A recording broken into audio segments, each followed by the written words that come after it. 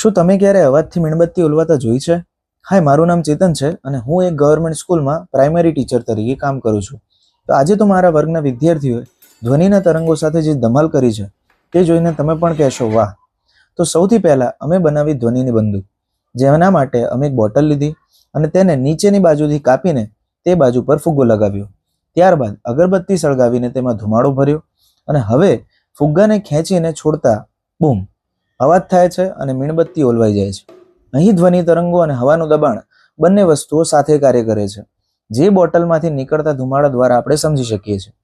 ત્યાર પછી અમે જોયું કે ધ્વનિ ઘન પદાર્થમાં કેવી રીતે પ્રસરણ પામે છે. બાળકોને ટેબલ પર કાન રાખીને ધ્વનિના કંપનો અનુભવવાની તો મજા જ પડી ગઈ. ત્યારબાદ અમે બનાવ્યું એક મધુર જલતર. પાણીના સ્તર બદલાતા અવાજ કેવી રીતે બદલાય છે તેનું આ એક જીવંત ઉદાહરણ છે. અને છેલ્લે કાગળના કપ અને દોરીથી બનાવ્યો અમે અમારો પોતાનો ટેલિફોન, જેમાં અવાજ દોરીના માધ્યમથી મુસાફરી કરે છે. બાળકોને આવી રીતે જો વિજ્ઞાન શીખવવામાં આવે તો ક્યારેય ભૂલાય નહીં. જો તમને આ પ્રયોગો ગમ્યા હોય તો વિડીયોને લાઈક કરજો. આજ માટે આટલું જ. આવજો.